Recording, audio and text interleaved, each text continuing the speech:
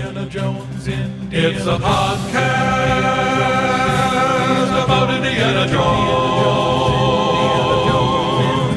Every movie, 1 minute at a time. The Indiana Jones Minute.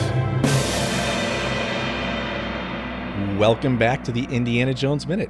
This is the podcast where it's always 11 o'clock somewhere. I'm the Admiral, Pete Mummert. I'm Tom Taylor.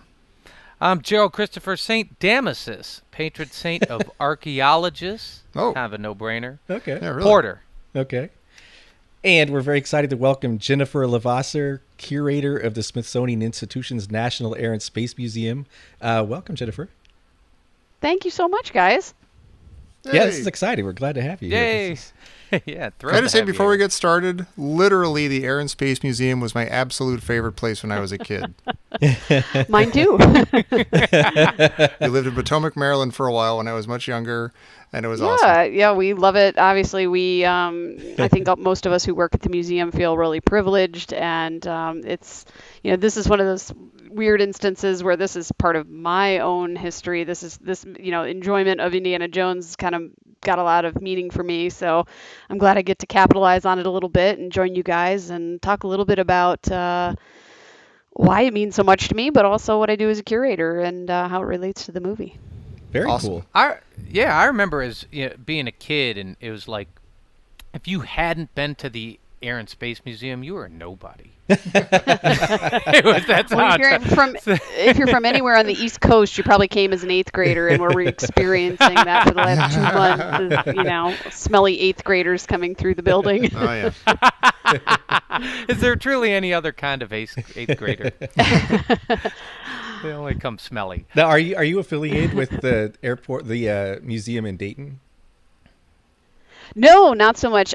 So that's the National Museum of the United States Air Force, and we are probably the 2 largest aviation-related museums in the country. They're a really big partner of ours. We've worked with them on a lot of projects. We work with them on a lot of airplanes, in fact. Okay. So we're partners, but they're affiliated more directly with the Air Force, and we are we're part of the Smithsonian, which is sort of a partially federally funded institution. We work a little differently than all the rest of the government. Okay. But so we have a really good relationship with them. I talk with those folks all the time. Oh, cool. That's an amazing museum, too. Mm-hmm. And today we're going to be talking about minute 78. 78 begins with Henry and Indy noticing a couple of Nazi fighter planes pursuing them, and it ends with Henry shooting off his own rear stabilizer. And right off the bat, Jennifer, a question I have is it possible that either Henry or Indy's hat would still be on their heads after flying for a few minutes in an open cockpit like this? I think that's pretty unlikely. They're probably going, on over 100 miles an hour, I would think, at least somewhere in that neighborhood. So if you stick your head out of your car going that fast, your hat is not staying on your head. So those are magic hats they are wearing for sure. Yeah, action hero hats. They're different laws. Magic something.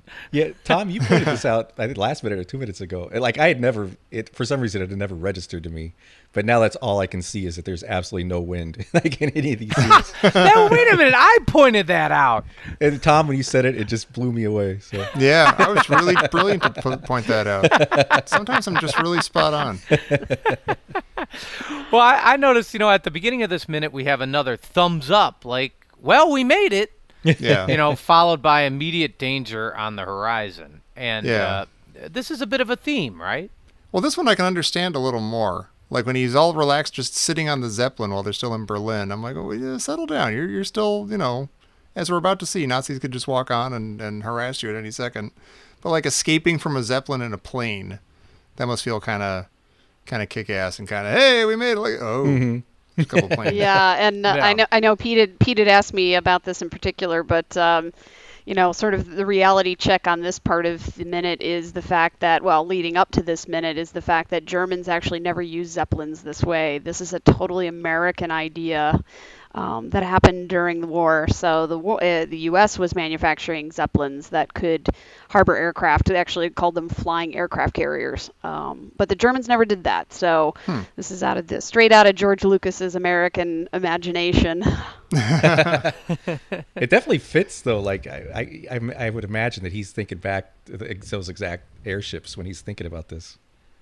Oh, sure. Yeah, absolutely. I mean, it makes perfect sense, and this. I think this fits a lot of the sort of classic mythology or our beliefs about the war, and this is actually pre-war, but sort of the Nazis ferrying around in these Zeppelins. It's very high class, high society kind of experience, but there's always an escape route for Indy, so there has to be that airplane. And it's great that this has some basis in history, at least. It's not a totally unreal thing to think that this could have been done by the Germans. Although the U.S. airships that did it were a little bit different design and actually used helium, so I can't imagine that would have been an easy thing to do. So I always did things the hard way.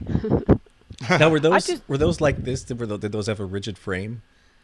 The American ones? Yeah, so they're a similar design. They're sort of the thing that I always was confused by as a kid is when I would look at a Zeppelin, I always assumed it was like the Goodyear blimp. That those things are sort of exactly the same, and they're really very different. Blimps are very sort of soft, basically.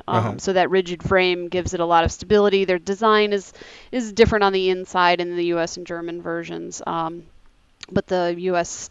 I think it was more of a naval invention. They mostly were done, under contract to the Navy. So they were looking to be able to essentially replicate what they were doing at sea in the air. Is there a benefit to having a superstructure or whatever? Well, at the time there was. Zeppelin, Yeah, I mean, you could do a lot from it. It's an interesting idea. I think, I think the Hindenburg and a lot of those things really proved the idea to not really be all that sustainable. Or, the Hindenburg was one of the last Zeppelins built, and that was I think it's around the same time that the U.S. airships were being built, towards in the 30s. And like I said, they were filling theirs with, the Germans were filling theirs with hydrogen, which is one of the reasons that the Hindenburg blew up, is because it was very flammable. Unfortunately, the U.S. ones didn't work all that well either. I mean, they're very light. They're not easily maneuverable in the sense of, if you want to get away from something. And the two U.S. ones that were really high profile, both were lost because of storm damage. So, oh boy, you can fly too close to a storm, and that's what's going to happen. Huh? I've always wanted to ask this: if you took a pin to a blimp, would it go?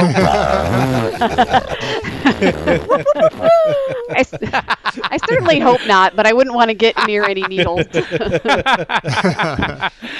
Well, does everyone working aboard a blimp talk in a really high voice? I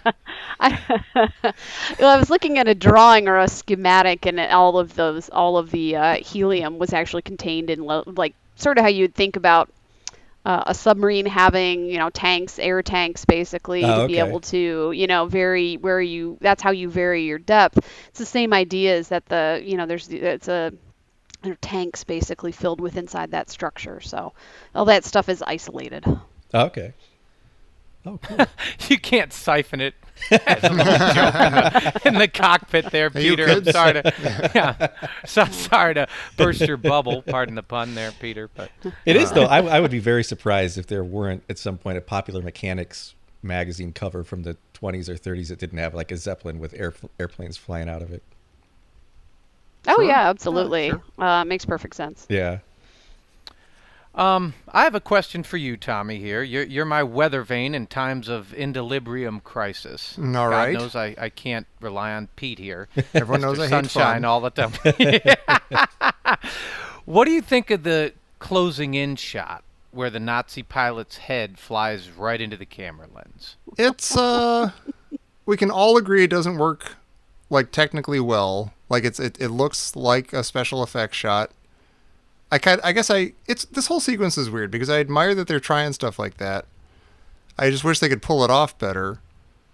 But then at the same time, there's all these. I think Scott said this last minute that there's a lot of sort of not greatly done special effects shots of the planes and stuff in the sequence, but they're mixed with these beautiful actual. Yeah. Just put a guy in a plane in a costume and film him flying an airplane. All these beautiful shots like that. So it's a mixed bag. But yeah, that one shot is always, even from the very beginning, I was like, yeah, it looks like a special effects shot. Well, And, it looks like it's a a little It forced. reminds me a lot of the tank sequence, coming up towards the Right. end, where Sure. it's really dramatic and it's exciting. And I think anybody who's into machines, I grew up in Michigan, I love cars. Any kind of machine is kind of really cool. So that sequence is exciting until you get right towards the end. And anybody who grew up watching this movie may have had a book that showed the models that they used. And I thought, God, that's really sad. And sort of like, seeing the body of the guy get crushed underneath, you're like, that's so fake. Even a 10-year-old can figure out how fake that is. And so Right. the CG is really disappointing in this part, or not CG, but the matting and everything Yeah. is just really disappointing. Yeah. I just, what's interesting is I like the shot and I like the idea of the shot, but it's not something that I think you would find in an Indiana Jones movie, really. It seems a little bit like from another movie, which is fine. I'm not hating on it. It does feel a little bit like Industrial Light and Magic, like, kind of flexing their muscles a little bit, trying new stuff. Yeah. So I like it for that reason. I don't want them to Yeah. not try stuff like this just because it doesn't turn out perfectly. Well, see, I was gonna- I think- Okay, Peter. What do you? Well, I agree that the special effects on the shot aren't really up Yeah. to it, but I think this is one of the most classic Spielberg shots we've ever gotten, with the airplane flying right up and you see his one eye squinted so he can look through the gun sight. I think that's absolute. I was trying to classic. think of it. Is there a shot like that or something reminiscent of that in other indie films? There is in before Crystal this one? Skull, if I'm not mistaken, and there's one later in this movie too. Yeah. Okay. And it's just such a It's not bad. It's just it's a different technique, I think. Yeah, I think it's great. Well, 'cause not- Okay. It kind of Not humanizes to the guy. poo-poo, kind of, stomp all over this minute even more, but I'm a Go historian. ahead. I was telling my friends last week when I was prepping for this. I said one of the things that has always driven, I've always really enjoyed movies about history, and in some ways this movie always kind of said history to me. It's of that era that I was interested in, especially sort of the mid-century. And I'd always get so excited at these movies, like Braveheart. I thought, wow, that's a great movie. And then when you read behind the scenes, you're like, oh, those guys weren't even alive at the same time. It's really a bummer. And now reading into this, it's sort of been the same process in this movie, which is, I started reading up on the airplanes and I thought, okay, that's a kind of a cool looking aircraft. Oh wait, that plane wasn't designed until 1945. Oh wow. That plane isn't German, it's actually Belgian, or Swiss in the case of the ones that look German in this part of the movie. Those are Swiss fighters that were not even flown until after 1945, and the same with the biplane that they're flying in. It's a sort of Belgian design that was later produced in France, and so it's kind of you go like, oh well, maybe it's not a big deal, but to people like me who really thrive on and I get back to the whole truth versus fact part of the story here. These are the facts of like how they did the movie, and it kind of I don't know, makes it less enjoyable. I know to my colleagues at the museum who are real airplane fanatics, that I'm sure they were sitting, and the first time they saw this, just analyzing it up and down, left and right, and just kind of shaking their heads at it, as we do with a lot of things. I mean, we always get asked questions in my department about The Martian or other space movies and how realistic they are, and we get to comment on them. So, same kind of thing. I remember watching Braveheart, and of course you go over and you're like, I got to read all about this, and it was the same thing. You're like, historically, this is fascinating. I never knew William canned heart. It's just like, and so you wonder how, but if it does get you to, look up the actual history of it, then is it providing a service or a common good, or is it just, disseminating,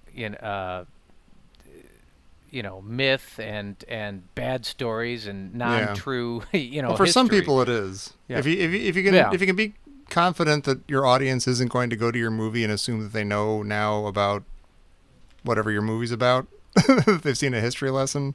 Yeah. And they're actually going to go, read some of the actual. Like Amadeus is a perfect example. You're like, oh yeah, Mozart and Salieri. Wait, they were buddies. They were pals. Salieri didn't drive him insane and kill him and make him write his death mass and everything. All right. Yeah, we're always looking for those kinds of inaccuracies. I mean, I look, there was The Patriot, I think, and I don't know why it's always Mel Gibson that seems to get himself involved in these ones. He's that where kind he's of really guy. blurring the lines between fantasy and reality, and it's disappointing as somebody like me who really thought The Patriot was like, oh, this is really great and enjoyable, and then I look, oh wait, now there's all this backlash, and there's some historians that go in for the minutia. One of the favorite ones in my department is, and this is how minute the details get in my department, but in the movie Apollo 13, there's a line that's spoken by Jim Lovell, and it's just slightly different than what he actually said, and so everybody Uh-oh. gets on that whole thing. I'm like, it's an interpretation, and obviously this is not pretending to be a historical movie, but it's got lots of really, really big, important moments that you've kind of just passed in the last few minutes. Meeting Hitler, I have to say, is... Yeah, that would be a big historical thing to do. Yeah, He was famous at the time. Yeah, Real famous. apparently. on the plus side, if you want to come back and join us next season, I don't think there are any problems at all scientifically or historically with, some of the modes of transportation like the refrigerator. Nope. Rock solid. Nope. Oh, it's funny because I thought about that too, is just the idea of the sort of nuclear fallout that's yet to come for Indy. And I think that was closer to the time I was kind of moving in towards an actual career as a historian. And, it's just everybody just kind of shakes their head and walks, keeps walking because it's incredibly unlikely scenarios that we just kind of have to, say, okay. Well, just, to provide a little ballast here, right? I have a positive comment. Whoa, hey. Well, hey, whoa, not even everything out. Actually, second 35 of this minute has one of the coolest, sexiest moments in this entire movie. And it's when Indy reaches out of the cockpit and he's firing his pistol at the planes. And I love that. That's so Indiana Jones. It's a long shot. It's completely chaotic, and I think it's fantastic. You hear the machine gun, and then you hear that Ben Burt Yeah. and you're like, oh my God, is he firing his revolver? What's incredible at the about that? planes? Until you just pointed that out, I never saw that before. I never saw that either. I was like, wait, That's he's amazing. just pointing Yeah. his hand. Never noticed it. I never Yeah. saw that. Wow. Because you're looking at Henry with his machine gun. Yeah, exactly. Yeah. And you're like, Indy, I didn't notice it either, except I heard it, and I'm like, wait a minute. And then I watched, Wow. and he's like looking down at his, there's like a 5 o'clock and a 1 o'clock, and he's firing at the planes, which of course you're like, that's ridiculous. How would you even, the ballistics behind that? I mean, what are you gonna lead Yeah. them? I mean, but it's just fantastic. Don't waste your time, Martin. Yeah, and he might don't waste your time, Martin. And he might regret that. I don't know. Maybe later in future. Yeah, there goes minutes. all my notes for minute 81. What happened to Indy's bullets? Yeah, it's answered right here. But that's it's so Indiana Jones, and Yeah. it's so hot. I love it. Yeah. Well, that brings up a question I had for you, Jennifer. How difficult is it to shoot a moving airplane with a machine gun or a pistol? Great question. I would imagine, at least in sort of this era and the open cockpit design, anybody could have whipped out their pistol and shot at something. I don't know that it's really advisable or really useful. Everything would be really pretty far away and probably moving fairly fast as well. Uh-huh. But I don't know the ballistics of it all is a little beyond me. But the machine gun, that's absolutely part of how these things were operated. They usually, from what I understand of how some of these even sort of World War I era airplanes were designed, is that they were designed specifically to not be able to go through the tail section. So you wouldn't be able to basically shoot yourself down. Uh-huh. This is the would be prototype before they certain- figured that out. Yeah. Well, what's funny is that this one and the German, this is the sort of little factoid I learned about both of these aircraft in the scene, they're both trainers, and so likelihood that either would have had any like ability to shoot anything in reality is pretty much non-existent. In fact, the German plane he's shooting at doesn't have any. The plane itself, that variety, doesn't have any armaments on it at all. So all invented post production additions in the movie. But it's meant to look like a German aircraft. It's the German aircraft could be scary. It's not the only movie this has been done with this exact plane even. So oh wow, they're just kind of playing on it. It's funny you mentioned the really beautiful photography that comes after this, and I notice that every single time I see the scene is that when you go to the rear view of the biplane and you kind of see them flying through, in my head I think that's definitely Harrison Ford flying that plane. But he's not crashing on a golf course in this case, so that's always positive. The early days. Well, I don't know if you guys remember from Temple of Doom, but this whole scene is actually stolen from Temple of Doom. This was when they're on Lao She's airplane. Originally, the script had Shorty. They had a machine gun inside Lao She's airplane, and Shorty's shooting at Lao She's son, who's flying after them in a fighter plane, and he shoots off part of their plane, and that's why they crash. And that's when they go. And that scene was stolen from Raiders when he was going to fall out of a plane and slide down to meet the shaman. So they just keep kind of stealing forward. Oh my gosh. Wow. Weird. Huh. Yeah. Okay, Pete, where was this filmed? Because half of this dogfight takes place over the Black Forest. And like the other half of it takes place over Pasadena. Yeah, it does. I think it's all filmed in Spain. Is that me? Am I just misreading that or something? No, I think was it all filmed in the same place? That I'm not positive, but I do know it was all filmed in Spain, or I believe it was all filmed in Spain.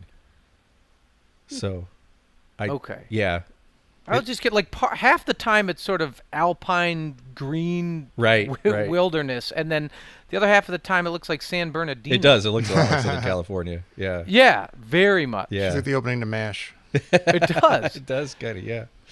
I have a positive. Oh. Oh, Tommy, down in front? Yeah. Yes, me. For extra credit. I absolutely love Henry is following the thing, and he shoots the tail off the plane, and he keeps shooting after he obviously blows the tail of the plane off. He shoots like a specific number of rounds, like 5 rounds or something. Like, but he's like, I shouldn't have. Oh. I love that. Well, I think it speaks a little bit to, everything that you guys talked about way back in the kind of first minutes of, the first act of the movie when the young Indy walks in, and his dad is just really kind of oblivious to everything he's doing. Mm-hmm. Dad's still oblivious here. Dad doesn't know what 12, 11, and 10 o'clock are. Yeah. In terms of flying. He's got kind of a lack of awareness of the world around him, which is, for somebody like Sean Connery, is kind of disturbing because you think that's a man of the world right there. Right. He's playing the kind of bumbling fool at this point. The kind of, he's kind of the comedic relief if Marcus isn't around, so you got to have somebody to be funny. Yeah. Yeah. Well, that's a good point, though. You can have like not to beat poor Marcus just dead into the dirt, but you can have a comical foil without him being a complete goof. Although, I don't know, maybe if Marcus was looking at his watch, we'd be furious at him. I don't know. Yeah, if Marcus shot off the rear stabilizer, Jerry would be apoplectic right now. No, I actually, yeah. Yeah. What happens at 11 o'clock, I actually think is a lazy line. It just, really? I love how Indy actually demarcates the clock, though. You're like, he's like 12 o'clock, 11 o'clock, 10, that's awesome. But I don't think we needed that first line. But I do think it's hilarious when Henry shoots off the tail fin. I do. I think that's actually hilarious. Well, what would happen, Jennifer, if you shot that off in a plane like this? Is that going to affect your airworthiness, or can you still land the plane pretty easily and fly? Yeah, you're going to have a lot of trouble. Your tail is sort of, one of the main ways you're directing yourself, especially on an aircraft like this. These fabric and probably in this case either wood or aluminum, more likely wood even at this point. because these are just more like these are trainer aircraft. They're not going to build them terribly substantially, but it's gonna cause a real problem. It's probably more of a problem than the Germans shooting at you at that point. Huh. Yeah. Wow. Well, I Structurally, that's a pretty significant part of an aircraft like that. So it's gonna be Okay. real challenging. Well, it looks like, I don't know if the plane can heal itself or what, but it's second 52. We actually the chopping up the tail scene after that, we see it like a shot of the perfectly intact, Yeah. unmolested plane. Well, they painted some bullet holes in it or something. Like some Yeah. bullet hole I mean, the tattoos. tail is fine. Yeah, but it's it's got, I mean, fine. they literally like painted it black or something, or made it look like somebody scorched it I or was just, something. I don't know why they put that shot directly after. yeah, they it does. chew Because you up do see, the- it's back. Yeah. It's crystal clear. Yeah. Yeah, and they do that a few times, and I'm like, they could have put this shot before he does that, and it would have been great. Yeah, but you have to have a shot of the plane trying to land, but you can't have the tail. I mean, I don't want to take away the nice actual live shot of the plane. Yeah, that's true. Yeah. I'll take a fudge sort of damaged Yeah. tail over another blue screen shot. Yeah. That's for sure. You know what's amazing? I think I said this in Temple of Doom too, around because we had the same kind of issues here or there. Like when the plane was crashing there and everything, and they're in the raft and everything. These effects have not gotten much better in like the 2018 or whatever this is. Mm-hmm. Like having actors against any kind of screen, whether it's a green screen or a blue screen or just rear projection, it always looks a little funky, and it hasn't gotten that much better. You can still see it going on when you go to the movies today in the vastness of the future of 2018. Frustrating and kind of amazing too, and kind of charming. Maybe I like it. Maybe I like that it's so goofy. I like this actually. Like, oh, this is what movies look like. Yeah. You got actors here, and then something thousands of miles away is happening somewhere else. It just makes me think back to like old movies from the 40s where people are happily driving their car along and moving their steering wheel wildly, Right. And then the rear projection in the back. Yeah, and they hit a guy on a bike, and they didn't start chasing him. And, yeah. But Jennifer, I've got another question for you. There's a movie I often think about, probably more than I should. It came out in 1980, and it was called Final Countdown. And it had Kirk Douglas and Martin Sheen. Oh, yeah. And they're on an aircraft carrier that gets transported back in time to Pearl Harbor, like just before Pearl Harbor. Oh my gosh, I think I know this movie. Yeah, it's a kind of a crazy movie, but there's Yeah. a scene where a modern fighter jet, like an F-16 or something, is tailing a Japanese Zero, but because the Zero is so much slower than the jet, they're actually, it seems like they're almost at a disadvantage. And Absolutely. I'm wondering, would that be the case here? Like if these Messerschmitts, well, I guess they're supposed to be Messerschmitts, are a lot faster than this biplane that they're in, would that actually put them at a, not at an ability to use their weapons properly? No. I mean, they would be able to vary their speed to some degree so that they could. I mean, clearly they're circling this biplane pretty readily, pretty easily, and that's very accurate. The speed of those fighters is going to be, faster. They're built to fly that way. They're built to be, sort of aerodynamic and maneuverable, and so that's what makes them fighter planes of the sort of 1945 era. But it tactically it puts that aircraft at a much bigger advantage. I would imagine it would be, not knowing the specifics, the idea of that other movie and sort of a modern jet facing off against a propeller aircraft. I mean, you're talking about, sort of takeoff speeds of that, those jets are, about the maximum speed of some other propeller aircraft. So, yeah, I don't know how that would play out. It seems like it would be really difficult unless you were really far away to be able to do something like targeting a propeller aircraft from a jet, a high-performance modern jet. So, yeah, it could be challenging in a different way, I would imagine. Now I have the Final Countdown stuck in my head. Yeah. Actually, I have another question or two for you, Jennifer. Sure. If you procured the Holy Grail for the Smithsonian, how do you think it would be safely housed and yet still promoted at the museum? Like, would that be like a black tie gala event? Yo, for sure. This is one of the things that But you know, like, would you invite a Donovan, all the Donovans of New York City, or? yeah, you better believe it. Although, you know, he might be a little too wrinkly for me. He might scare Dusty. some people in his current state. Um, Yeah, I mean, when we get significant artifacts, and you know, the Museum of Natural History, or excuse me, the Smithsonian's Museum of American History actually houses Indy's hat and jacket, which I believe they got back for the filming of Crystal Skull. They used the originals. Oh, wow. I think I read that somewhere. I heard they But slipped him you know, Fonzie's it is jacket just as a goof. yeah, they do. But you know, these are really significant. I think, you know, those are some of my favorite, personally, my favorite pieces are more popular culture and film history kinds of things, which at my museum, you know, includes things like the studio model for the Starship Enterprise from the original TV show and things like that.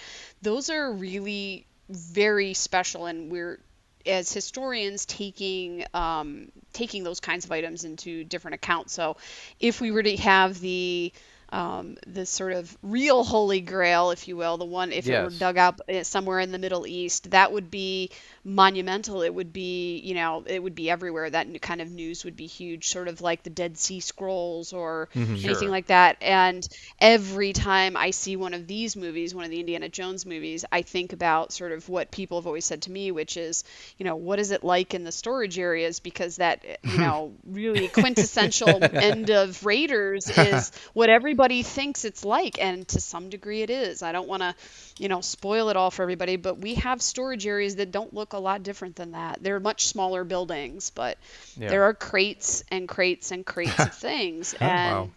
I think it speaks a lot to our interest in collecting. We are a culture of collectors. We like to save things. I was going through some of my saved things tonight looking for something, and I realized, gosh, I just have a lot of stuff. And as a museum person, as a curator, that's really hard to deal with. And I thought about it. Do I have a holy grail as a curator? And I think I've already actually touched my holy grail for my collection. It was Oh. a camera taken into space back in the 1960s, and it was sort of the first Wow. of its kind, and I got to see it. It went to an auction, which, you know, I think when Pete and I started talking about this, it's, you know, there's the classic line, you know, there's classic lines from this series about kind of, you know, collecting and getting that item, that sort of holy grail. But they belong in a museum, and every time I've seen one of these pieces, that's the very first thing that comes to mind. If I see an auction where there's something that I wish I had in the collection of the Smithsonian, that's the first thing that I think. It belongs in a museum. So Uh-huh. Well, and without it's like it kind of like wrenches your heart, and you go, oh, you know. And so I feel the same kind of thing that Marcus and Indy feel about this stuff. It's you know, I've been listening a lot to your early stuff on the Cross of Coronado, and I go, man, that is like, I can see how he was so obsessed with that and why he'd go to that length, partly because you get this passion for history from somewhere and you just don't want to let it go. And so it becomes a bit of a crusade, so to speak. Oh, cool. Well, you know, in keeping with that idea, and of course you don't have to get into specifics, but is there anything at the Smithsonian that would be too valuable or priceless to actually be displayed?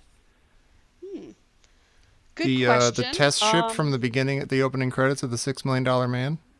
That's there. That's openly on display. You know, we have that exact vehicle that's featured in the opening credits. I We know have you not do. that obvious, but yeah, it's still Tommy. hanging in the That's why I museum. kept going there as a kid. I would just go in there and I'd stand there just agog. And just be like, oh my God, Yeah. there it is. But it's funny, I Set don't your think pitch we to actually zero. tell anybody that. Are there things too valuable? I don't know. I don't know that there are. I think one of the things that's difficult as a museum professional, it doesn't matter if you're at a small museum or a large museum, is trying to think about the best way to handle certain kinds of artifacts. So we have, in our museum, we have items that we see as priceless. Like, they are irreplaceable. And most of the big things that you're talking about, the sort of Holy Grail type things, those are our replaceable items. One of our most obvious ones is Neil Armstrong's spacesuit. That is irreplaceable. That is an incredibly monumental moment in all of human history. And if something happened to that suit, it'd be horrible. And we're in the process right now of doing a massive conservation project that will get it on display for the 50th anniversary next year. So is it too valuable to put on display? Absolutely not. We just have to find the right way to display it. So that's the real key for museum curators and sort of conservators, is to find what are the ideal conditions for this thing. And lots of this stuff was not meant to ever be in a museum. It's all just stuff that somebody made, and for a purpose usually. So we have to figure out really creative ways to keep things alive, so to speak. You've got to keep them going. They don't want to be here anymore. Those spacesuits, they're not in good shape. Those materials do not like air. It just does not work well for them. So we have to find the right ways to display them in the museum. It's a tricky process. Have you ever gotten lost in your own museum? The ultimate question. Ouch. I will say no, but there are lots of places. There are lots of places that I have. Now, I've been lost in the loading dock. I don't think that counts, though. No, that doesn't count. And I'm sure you've never been lost in your own museum. No, I haven't really. Though I've been there for 16 years, so I've worked there since 2002. There were a lot of exhibits in the museum I never went into. I just wasn't interested in the subject matter, so I kind of just avoided them. Not intentionally, really. It just never happened. So I didn't get lost. I just sort of didn't try either. See, she didn't get lost. Score that correctly. But I will guarantee you our building is, and now I will say this, our building was built in 1976, opened in 1976. It's pretty straightforward. It's basically a box, and so it's really hard to get lost. If you're talking about museums that were built in the time of what these guys are talking about, absolutely go across the street to my friends at the Natural History Museum. That place is scary. That's easy. So I'm not going to put it past them that's a real possibility that he got lost. I've been in that building, and I've not wanted to like lose the leader of the group kind of thing, because I didn't know how I was going to get out. Well, speaking of the leader and trying to get out, this just coming in over the wires. From Professor Christy Porter. This just in. Who else expected Snoopy? Shaking his fist. Well, Wearing a scarf. Wearing a scarf, yeah. Sounding like a Jawa. It has a little bit of that vibe, doesn't it? So I did want to give you guys, if you don't mind me going backwards a little bit. I No, have not at all. Sort of little interesting factoid for you. Yeah.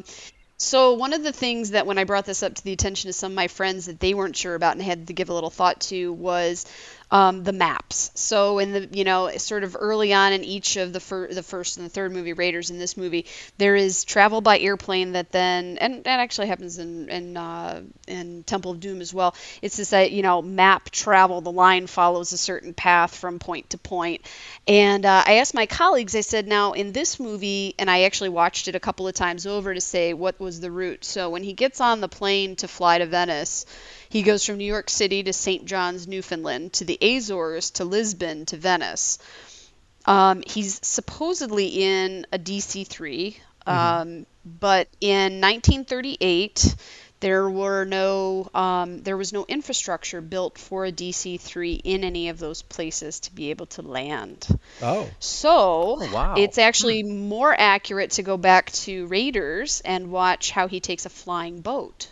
Those were the only aircraft that were flying in and out of places like St. John's and the Azores at that point, because there was no infrastructure basically in 1938 to be able to support that. It's not until the war comes around where they have to build landing strips for larger aircraft that you really see this, sort of when you see a lot of more international travel happening on airplanes for one reason or another. So yes, a DC-3 could fly that route, but not in 1938. Sorry, Indy. Interesting. Yeah. Cool. Well, any other thoughts? on the movie or on this minute in particular? No, this is coming up on some of my favorite sequence coming up. I had told Pete that one of the reasons this has always been probably my favorite movie is not only did I see it with my dad, I really remember going to see the movie. Back in 2008, I got to travel to Petra and see the location they'll be at towards the end of the movie, which is just, if you ever have any reason to fly to the Middle East, you cannot miss that location. It is completely amazing and stunning. They've done a bunch of excavations since 1989, so whenever you go on a tour there, they will actually tell you there was a movie filmed here, and afterwards all these other things were uncovered, partly because of the movie itself. So it's a stunning location, not to be missed if you're in that part of the world. Yeah, definitely. One of these days. Well, cool. Well, this was a lot of fun talking to you today. Do you have any place you would like to send people, especially, or anything you would like to have people walk away from this with? If you're ever going to touch an artifact, please put gloves on. I was just watching, I rewatched the whole movie, and there's this reverence that is paid to the Cross of Coronado by Marcus. I mean, he's like adoring it. He's just sort of longing for it. It's just so weird, but he's holding it with his bare hands. And if I've learned anything as a museum professional, it is you don't touch things like that with bare hands. You'll get the oil from your hands will get all over it, and it will be impossible to clean, and then your conservator will be really annoyed with you. So, tip from the pros: don't touch artifacts if you don't want to mess them up forever. Rubbing champagne on them is okay. Maybe, yeah. Okay. Yeah. Pouring, yeah. Although I will say I kissed the Stanley Cup recently, so my grubby prints are all over that thing, like thousands of other people. Well, and we have a no-touch policy for most of this podcast with Jerry, so I think that's advice. We spray everything down after each episode. But yeah, thank you for joining us, Jennifer. And if everybody else, if you would like to join us again tomorrow, we've got another aviation expert coming up. And you can fly right back here tomorrow for minute 79 of Indiana Jones and the Last Crusade here on the Indiana Jones Minute. Smithsonian. The final countdown.